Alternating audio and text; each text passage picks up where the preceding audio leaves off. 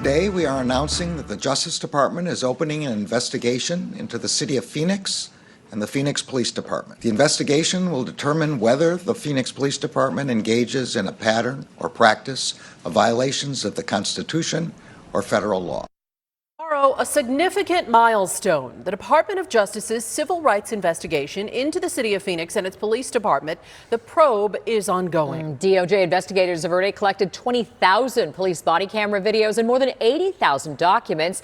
They've come to Phoenix 7 times and done 200 hours of ride-alongs. Federal investigators are looking at use of force and racial disparities in policing, as well as the treatment of protesters, people experiencing homelessness, and those with disabilities. ABC 15 investigator Melissa Blasey is sitting down with Phoenix Police Interim Chief Michael Sullivan, who explains reforms he's spearheading, and he says the DOJ appears to be wrapping up their investigation. Chief Sullivan, thanks so much for taking the time today to talk to us.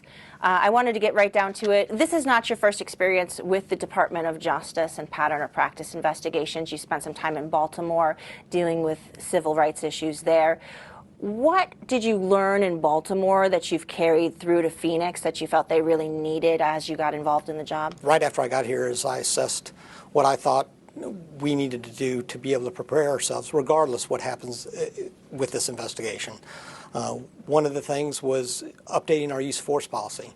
We started that back in December. We get input from the public, we get input from our members, and I also sat down and met with the Department of Justice and got their input. We also have put more or less lethal tools in the hands of our officers. I know that that saved lives here on the streets of Phoenix, and it's made officers safer. I've also brought in national best practice training around de-escalation, where our folks are going through that right now, and will continue to go through that over the next year. Let me ask you about officers' use of force. We crunched some numbers. We found actually a 30% increase in Phoenix police use of force incidents since 2020. There's a lot of reasons that you've seen this, and I think that that's not just here in Phoenix, but it's something that, talking to my colleagues around the country, that they've seen as well. It's been a challenge in law enforcement really since 2020 that I think most of us have never experienced before. 2 years since the DOJ investigation certainly is a long slog, and a lot of people in the community felt like there would be the feeling of change and that they might feel safer in the city as this continues, but they say they don't.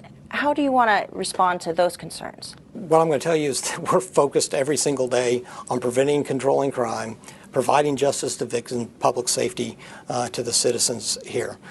Look forward to engaging with folks that feel unsafe. And I invite them to be able to engage with us. That's the only way that we're going to change and make people feel safe, is if we can develop relationships. What do you want people to think of when they think of policing and public safety in Phoenix 3, 5, 10 years from now? We're going to focus on making sure that we make this a safe city. Public safety, making sure victims are heard, is critical. That's what we exist for. Chief, thank you very much for your time today. Thank you, Melissa.